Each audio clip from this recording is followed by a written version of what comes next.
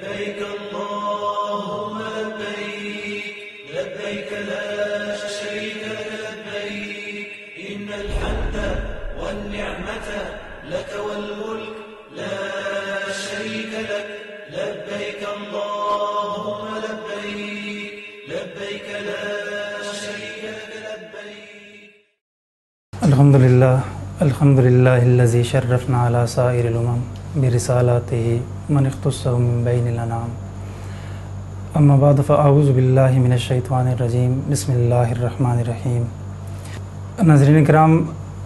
بطور انسان اللہ تعالیٰ نے جو اپنے احکام انسان پر نازل کیے ہیں ان میں سے ابتدائی طور پر اس کی دو قسمیں بنتی ہیں.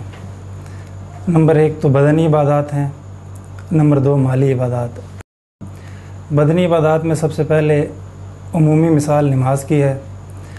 اور مالی عبادات میں سے عمومی مثال جو ہر ایک کو معلوم ہے اور ذہن میں ہے وہ ہے زکوٰۃ کی. لیکن ایک عبادت ایسی ہے جو ان دونوں کا مجموعہ ہے، من جملہ وہ بدنی بھی ہے اور من جملہ وہ مالی بھی ہے. اس عبادت کا نام ہے حج. بدنی اس اعتبار سے ہے کہ اس کے جتنے بھی افعال ہیں، فرائض ہیں، واجبات ہیں، وہ سارے کے ساتھ بدن ہی سے متعلق ہیں.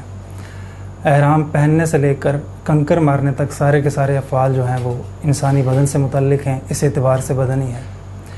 اور مالی اس اعتبار سے ہے کہ جب تک ذات راہ اور استطاعت کا پیسہ آپ کے پاس نہ ہو اس وقت تک حج آپ پہ فرض نہیں ہے. حج کی آج کی اس نشست میں ہم مختصراً حج کا تعارف، اس کے فوائد، اس کی حکمتیں ذکر کریں گے. پہلی بات تو یہ ہے کہ عبادات میں سے اللہ تعالیٰ نے حج کو بڑی ہی امتیازی شان عطا فرمائی ہے. ہم باقی عبادات کے ساتھ اگر حج کا کمپیریزن کریں تو ہمیں نظر آئے گا کہ باقی عبادات جو ہیں وہ بعض مقامات کے ساتھ مختص، بعض اوقات کے ساتھ مختص نہیں ہیں. نماز ہی کو لیجئے، اگر نماز پڑھنی ہو تو کسی بھی مقام پر، کسی بھی جگہ پر پاک جگہ ہو تو وہاں پر نماز پڑھی جا سکتی ہے. زکوٰۃ صدقے کو لیجئے، اگر صاحب نصاب ہو، وہ مدت آنے سے پہلے زکوٰۃ تھوڑی تھوڑی کر کے ادا کرتا رہے تو بھی ادا ہو جائے گی. لیکن جب ہم حج کو دیکھتے ہیں تو ہمیں یہ نظر آتا ہے کہ مخصوص ایام میں مخصوص جگہ کی زیارت مخصوص لباس کے ساتھ، اگر کوئی کسی دوسرے ملک کے اندر بیت اللہ کا ماڈل بنا کر وہاں طواف کرنا شروع کر دے تو حج نہیں ہوگا، اور اگر کوئی اپنے ہی شہر میں احرام باندھ کر چلنا پھرنا شروع کر دے تو وہ طواف نہیں کہلائے گا، وہ تلبیہ نہیں کہلائے گا. اسی طرح کوئی کسی صحرا میں خیمہ گاڑ کر بیٹھ جائے اور اس کا کمپیریزن کرے مینا کے ساتھ، مزدلفہ کے ساتھ، تو یہ بھی ان کے افعال نہیں ہوں گے. یعنی حج کی یہ خاصیت ہے مخصوص ایام میں مخصوص جگہ کی زیارت اور مخصوص افعال کا ادا کرنا مخصوص لباس کے ساتھ. یہ باقی عبادات سے ان کو ممتاز کرتا ہے. پھر جس مقام کی زیارت کا ہم دیکھتے ہیں ذکر، اس مقام کو اگر دیکھیں تو خود رب تعالیٰ اسے اپنا گھر کہتے ہیں، بیت اللہ. یہ گھر بیت عمومی معنی میں نہیں ہے جس طرح کہ ہمارے ہاں گھر ہیں معاشرے میں، سوسائٹی میں، کہ ایک گھر کے اندر افراد رہتے ہیں، ایک گھر کا مالک ہوتا ہے، بلکہ یہ گھر اس نسبت سے ہے کہ جس چیز سے اللہ کی محبت پایہ کمال کی ہو اللہ تعالیٰ اس کو اپنی نسبت عطا کرتے ہیں. قرآن کو کتاب اللہ، اپنے گھر کو بیت اللہ، رسول اکرم صلی اللہ علیہ وسلم کو رسول اللہ. اسی طرح دیگر بہت ساری وہ چیزیں جنہیں نسبتیں عطا کی گئی ہیں. ناقۃ اللہ کہا گیا حضرت صالح علیہ السلام کی اونٹنی کو. تو یہ نسبتیں محض امتیاز کے لیے ہیں، اور اللہ تعالیٰ اپنی محبت کے اعتبار سے ان کا ذکر کرتے ہیں کہ دیکھو میری محبت ان چیزوں سے بہت ہی زیادہ ہے. حج کی ابتدا کا ذکر اس شخصیت کے بغیر انتہائی نامکمل ہے کہ جس شخص نے بیت اللہ کی بنیاد رکھی تھی. میری مراد ابراہیم خلیل اللہ ہیں. آگے تفصیل سے ان کا ذکر آئے گا حج کے فوائد اور حکمتوں میں، لیکن یہاں اختصاراً ذکر کرنا ہے کہ اللہ تعالیٰ نے ان پہ جتنی آزمائشیں لائی وہ اللہ کے اتنے قریب ہوتے چلے گئے. پایا استقامت ان کا کوہ گراں ثابت ہوا، کہیں لرزہ بر اندام ذرا برابر بھی نہیں ہوئے. تو نتیجتاً بطور محبت کے اس چیز کا رزلٹ اللہ تعالیٰ نے اس انداز میں نکالا کہ ان دونوں باپ بیٹے کو چنا اپنے گھر کی تعمیر کے لیے. خود کتاب مقدس میں اللہ تعالیٰ اس کا ذکر کرتے ہوئے فرماتے ہیں کہ جب وہ دونوں باپ بیٹا قواعد بیت کو بلند کر رہے تھے، یعنی بنیادوں کو، اور اس کی بنیاد، اس کی جو بیس ہے اس کی تعمیر میں وہ دونوں باپ بیٹا حصہ لے رہے تھے. یہاں پر ایک اور اہم بات ہے کہ ابراہیم علیہ السلام کا جو سفر شام، مصر سے شام کی طرف ہے، پھر وہاں سے ہجرت ہے، یہ سارے کا سارا جتنا پروسیس ہے یہ بطور اللہ تعالیٰ کی محبت کے لیے ہے. اور یہ محبت ملت ابراہیمی کو ایک بنیادی ڈھانچے اور ایک عمارت کے بنانے میں معاون ثابت ہوئی، جس کا ذکر ملت ابراہیمی کے نام سے آگے چلتا رہا ہے۔ حج بھی اسی سلسلے کی ایک اہم کڑی ہے، کیونکہ حج بھی اسی بیت اللہ کے زیارت کا نام ہے، اسی کے طواف کا نام ہے، اسی کے ارد گرد کے افعال کا نام ہے کہ جس کی تعمیر ابراہیم علیہ السلام کے دست اقدس سے ہی ہوئی تھی۔ حج کی یوں تو بہت ساری حکمتیں ہیں، فوائد ہیں، منافع ہیں۔ خود اللہ تعالیٰ اپنی کتاب میں فرماتے ہیں کہ حج کے لیے بلانے کا مقصد یہ ہے لِيَشْهَدُوا مَنَافِعَ لَهُمْ، تاکہ لوگ یہ دیکھ لیں کہ یہاں بلانا اس کے فوائد اور مقاصد ہیں کیا ہیں۔ فوائد و مقاصد کو شریعت میں حکمت کہا جاتا ہے، اور ایک اصولی قانون تو یہ ہے کہ ضروری نہیں ہے کہ ہر ہی عبادت کی حکمت کا ہونا ضروری ہے، لیکن یہ ضرور ہے کہ ہر عبادت کی حکمت ہوگی۔ وہ انسانی عقل میں آئے نہ آئے وہ ایک علیحدہ بات ہے، لیکن اس کی حکمت کا ہونا ضروری نہیں ہے۔ لیکن ضرور یہ بھی ہے کہ کہیں نہ کہیں کسی موڑ پہ کوئی حکمت ہوگی جسے کھولنے والا کوئی خاص حکیم، کوئی خاص دانا اور ایسا وقت کا امام ہوگا کہ جس کے ذہن میں اللہ تعالیٰ وہ گتھیوں کو سلجھائے گا۔ عمومی طور پر حج کی 3 حکمتیں جو ہیں وہ ذہن میں آتی ہیں، اور امام غزالی رحمۃ اللہ علیہ نے بھی ایک آدھ اور لکھی ہیں۔ ان حکمتوں میں سب سے پہلی حکمت جو ہے وہ یہ ہے کہ انسان ملت ابراہیمی پر مکمل طور پر آ جائے۔ ملت ابراہیمی کا ایک فرد ہونے کے ناطے وہ جب یہ دیکھے گا کہ میں حج کیوں کر رہا ہوں، اس کی ہسٹری کیا ہے، تو اسے نظر آئے گا کہ بیت اللہ کی تعمیر ابراہیم علیہ السلام نے کی، اسماعیل علیہ السلام ان کے ساتھ تھے۔ اس سے پہلے کا جتنا پروسیس ہے کہ ابراہیم علیہ السلام اپنی نوجوان بیوی کو اور شیر خوار بچے کو صحرا میں چھوڑ کے جا رہے ہیں۔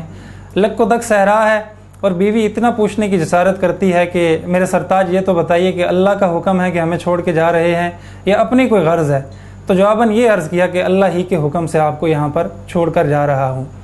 وہاں پہ چھوڑ کے گئے، پھر واپس پلٹے، پھر آزمائش آئی بیٹے کو ذبح کرنے کی، پھر اس کے بعد حج بیت اللہ کی تعمیر کا مرحلہ آتا ہے۔ پھر بیت اللہ کی تعمیر کے مرحلے کے بعد پچھلی جتنی بھی قربانیاں ہیں ابراہیم علیہ السلام کی وہ اللہ تعالیٰ نے مد نظر رکھی۔ حج کے جتنے بھی اعمال و افعال ہم دیکھتے ہیں تو ملت ابراہیمی کے بالکل قریب قریب ہمیں نظر آتے ہیں۔ ہم دیکھتے ہیں کہ جو سعی کا سلسلہ ہے وہ بھی صفا مروہ کی انہی 2 پہاڑیوں کے درمیان ہے کہ جہاں پر حضرت حاجرہ علیہ السلام دوڑتی رہی شیرخوار بچے کے لیے پانی کی تلاش میں، اور وہ جگہ جنہیں میلین اخذرین کہا جاتا ہے جہاں زیادہ شدت سے وہ دوڑی تھی، وہاں پر آج بھی حاجی اور عمرہ کرنے والے کو یہ کہا جاتا ہے آپ وہاں پر بھی اس مقام پر تیز دوڑیں۔ اسی طرح ہم ایک اور منظر دیکھتے ہیں کہ شیطان کے بہکاوے کا منظر ہے کہ وہ انسان کو زندگی کے ہر موڑ پر، عبادات میں تو بالخصوص اور عمومی طور پر ہر موڑ پر بہکاتا ہے۔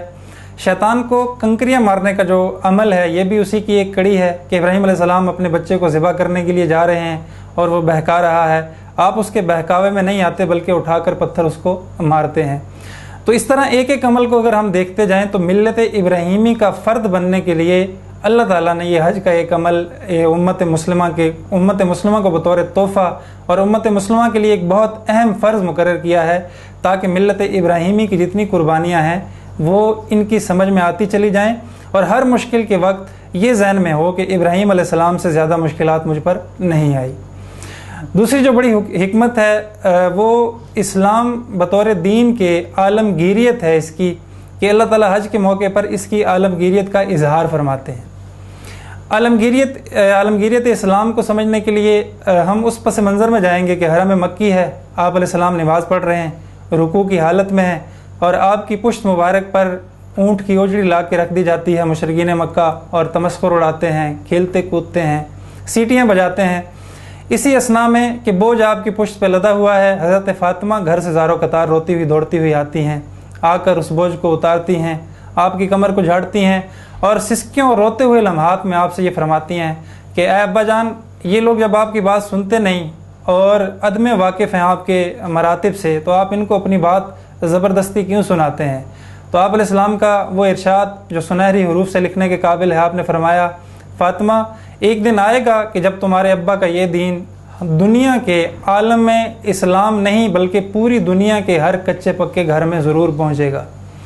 اور میں دعوے سے یہ کہہ سکتا ہوں کہ حج کے موقع پر اس دعا کی عملی قبولیت ہمیں نظر آتی ہے کہ فاطمہ کے ابا کا وہ دین دنیا کے ہر کچے پکے گھر میں ہمیں نظر آتا ہے۔ ہم اس منظر کو دیکھتے ہیں کہ یمن کا ایک شخص بھی وہاں موجود ہے، حبشہ کا کالا سیاہ بھی موجود ہے، سوڈان کا ایک مزدور بھی حج میں ہمیں حالت احرام میں ملبوس نظر آتا ہے، اور وقت کے بادشاہ بھی ہمیں وہی اسی احرام میں نظر آتے ہیں۔ پوری دنیا سے عالمگیر اسلام کا پیغام لے کر نو مسلم کیا مسلمان کیا جو بھی دائرہ اسلام میں داخل ہوتا ہے، فطری طور پر اللہ تعالیٰ اپنے اس گھر کی محبت اس کے دل میں ڈالتے ہیں، اور وہ جذبوں کی ڈور سے بندھا ہوا چلتا چلتا چلتا رب کے گھر کی زیارت کو وہاں پہنچتا ہے۔ تو ایک ایسا منظر جہاں پر 25 لاکھ سے زائد لوگ، ہر ایک کا نسل، قبیلہ، شکلیں، اخلاق، کردار، افعال، سوچ جدا ہے، لیکن وہ ایک ہی رب کے حضور سر بسجود ہوتے ہیں، ایک ہی رب کے گن گاتے ہوئے لبیک لبیک کی صدائیں لگاتے ہیں۔ تو یہ دوسری حکمت بڑی ہمیں یہاں پوری ہوتی ہوئی نظر آتی ہے کہ وہ جو پیشن گوئی محمد عربی صلی اللہ علیہ وسلم کی مقدس زبان سے نکلی کہ فاطمہ تمہارے ابا کا دین ہر کچے پر پکے گھر میں ضرور پہنچے گا، وہ ہمیں پہنچتا ہوا یہاں نظر آتا ہے۔ ایک تیسری بڑی اہم جو حکمت ہے وہ یہ ہے کہ تھیوری سے پریکٹیکل کی طرف ہم آ جاتے ہیں حج کے اندر، یعنی جتنی چیزیں بطور تھیوری ہم پڑھتے ہیں کالج میں اور یونیورسٹیز میں یا جس بھی تعلیم میں تھیوری کے طور پہ ہم پڑھتے ہیں، بہت کم مواقع آتے ہیں کہ ان کے پریکٹیکل ہوتے ہیں۔ تعلیمی اعتبار سے تو بالکل ایک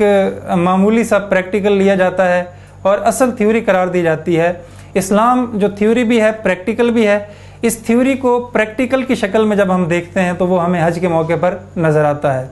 اس پریکٹیکل میں بہت ساری ایسی عملی باتیں ہیں جو عمومی زندگی میں ہم نہیں چھوڑ سکتے۔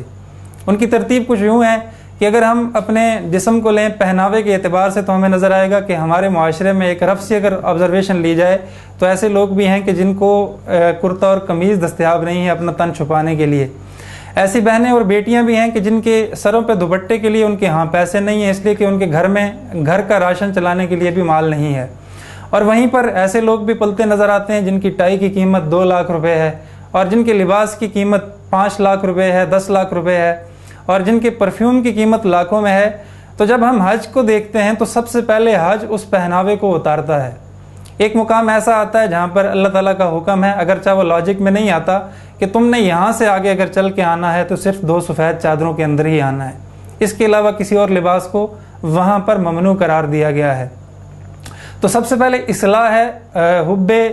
بدن کی، کہ میرا بدن بڑا شاہانہ نظر آئے، اس پہ لباس بہت شاہانہ نظر آئے، تو 2 چادریں پہنا کر آپ کو وہ عملی ڈیوٹی اللہ تعالیٰ نے یاد دلائی کہ جس کے لیے آپ کی تخلیق کی گئی۔ جب آپ مینا کے صحرا میں خیمہ گاڑ کر سوئیں تو یہ ذہن میں رہے کہ میں نے قبر میں بھی انہی 2 چادروں کے اندر جانا ہے، یہ زندگی جتنی کی جتنی ہے یہ احساس اسی چیز کا ہے کہ واپس پلٹنے والا ہے۔ تو 2 چادروں کے پہناوے سے اس بڑی کیفیت سے نجات کی طرف اللہ تعالیٰ رغبت دلاتے ہیں۔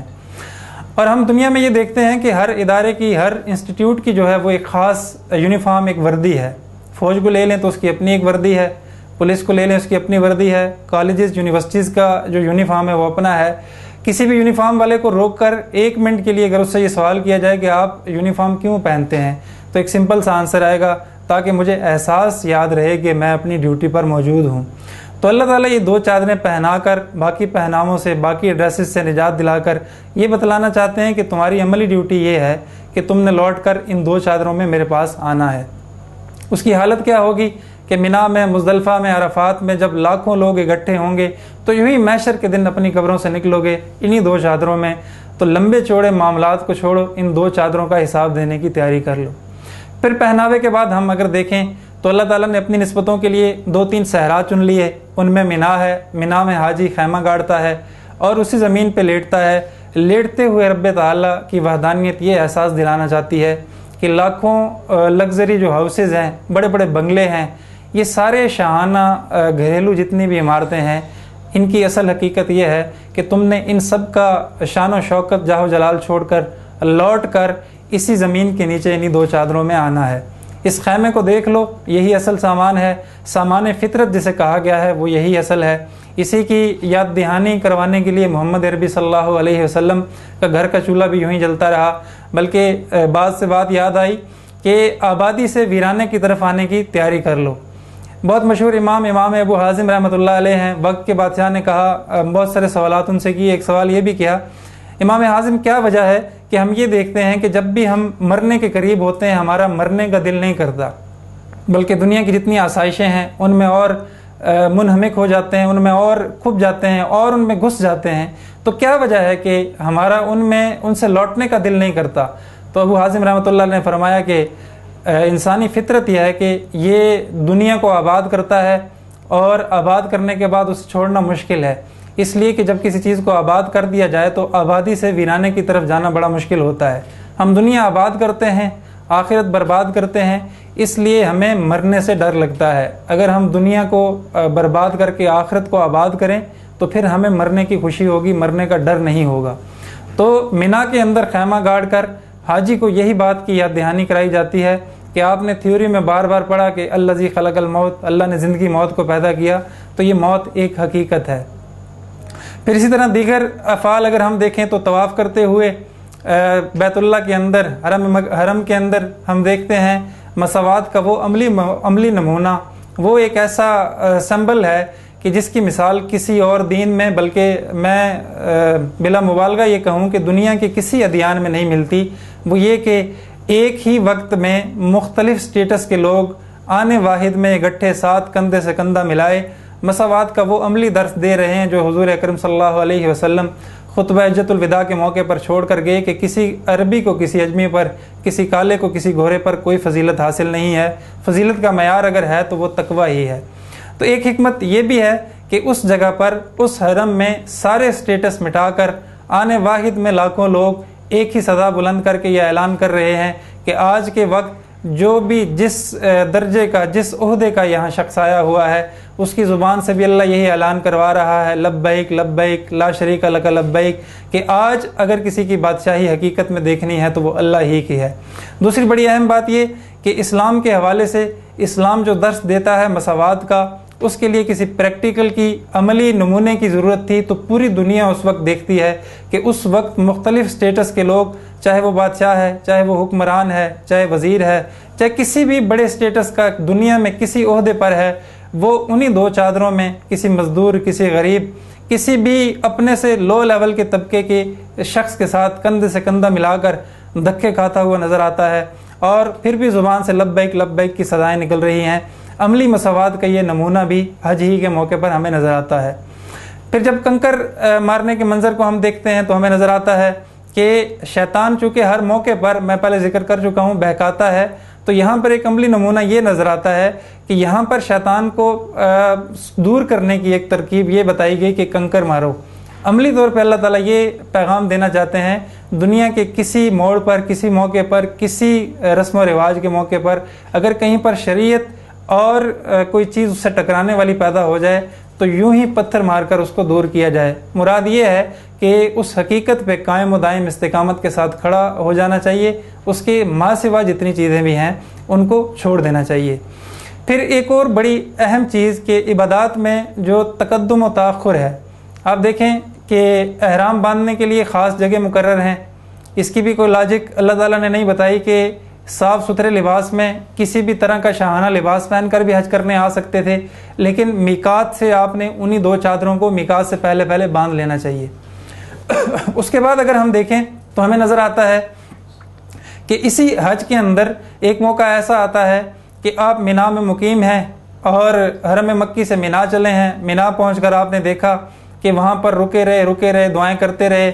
اور مغرب کا وقت قریب آیا۔ اب دل یہ چاہتا ہے کہ تھوڑا آرام کر لیں، سارے دن کی تھکاوٹ ہے، یا نماز پڑھ لیں۔ روح کی غذا نماز بھی اور بدن کی غذا آرام دونوں مجتمع ہو گئی، جمع ہو گئی، لیکن رب تعالیٰ کا آرڈر آتا ہے نہ تو آرام کرنا ہے نہ نماز پڑھنی ہے، بلکہ یہاں سے واپس پلٹو مزدلفہ کے میدان میں، وہاں پہنچو، وہاں عشاء کے ساتھ دونوں نمازیں اکٹھی ادا کی جائیں۔ تو یہاں یہ بات واضح طور پہ سمجھ آتی ہے کہ انسان جو بطور انسان دیکھ لیں تو اس کی اپنی ذاتی خواہشات بدنی اور روحانی دونوں جمع ہوتی ہیں، لیکن مسلمان کے لیے چونکہ مسلمان تو حکم کا غلام ہے اور اللہ کے اشاروں پہ چلنے والا ہے، بغیر اس کی دلیل ڈھونڈے چلنا شروع کر دیتا ہے اور وہاں پہنچ کر باقی افعال ادا کرتا ہے۔